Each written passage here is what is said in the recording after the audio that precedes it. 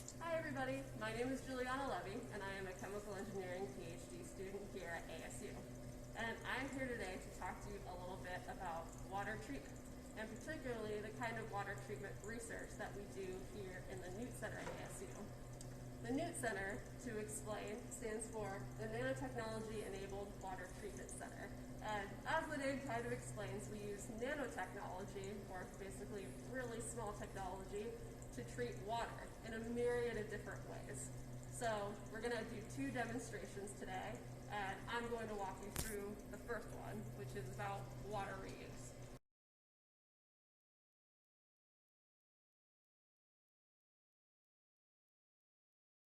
As you come over here, I'll take you to our first activity.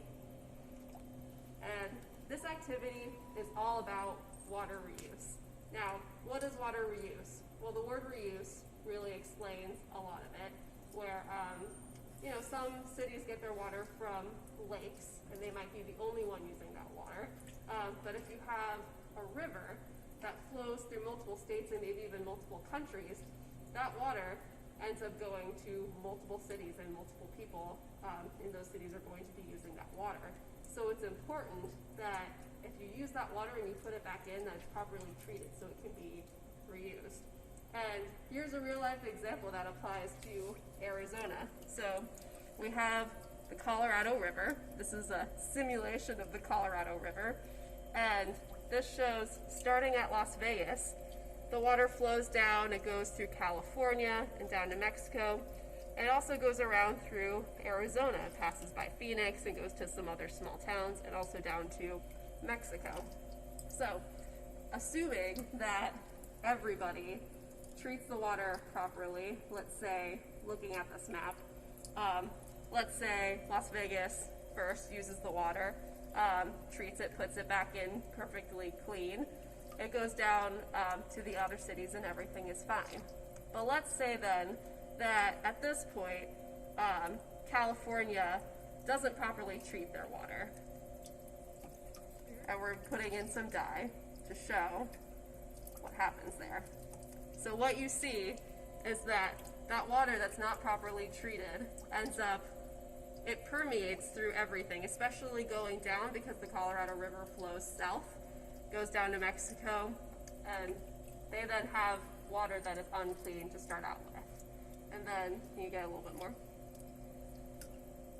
So, let's say Las Vegas doesn't properly treat their water. Now you see that goes down here, and that because Las Vegas is at the very beginning of the Colorado River, that if they don't properly treat their water, it goes everywhere. So it becomes an even bigger issue. So this is why it's very important to have good treatment systems so we can properly use water, put it back in the river, reuse it, and be kind to everybody in all of these cities. So that is our first activity. Hope you learned something.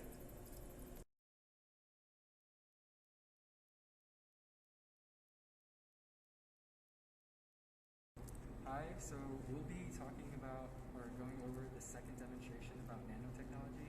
My name is Ken. My name is Kia. And my name is Mariana.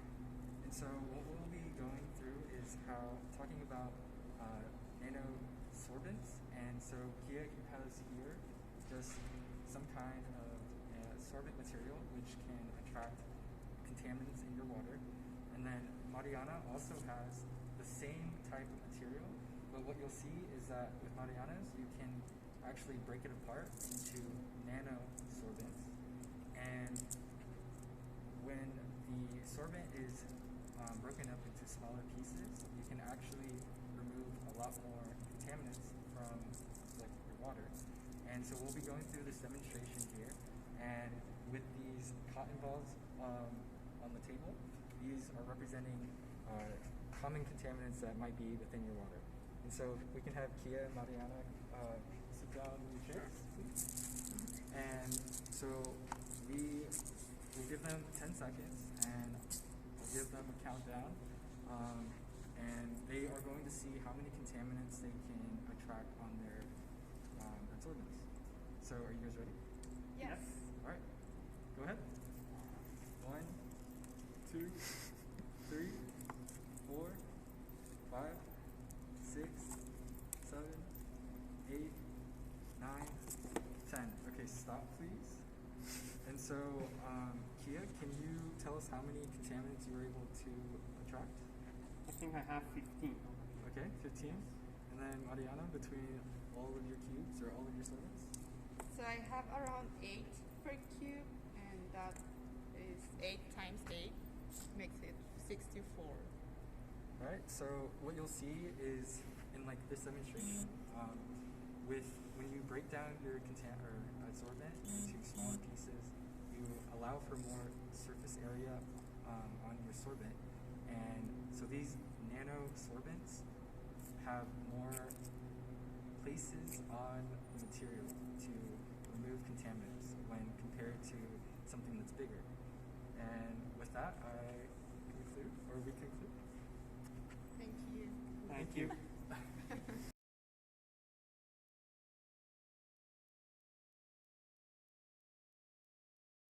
That's it for our demonstrations, the one that you just saw about why we use nanotechnology, or smaller pieces of the same amount of material to absorb more water contaminants and treat more water effectively.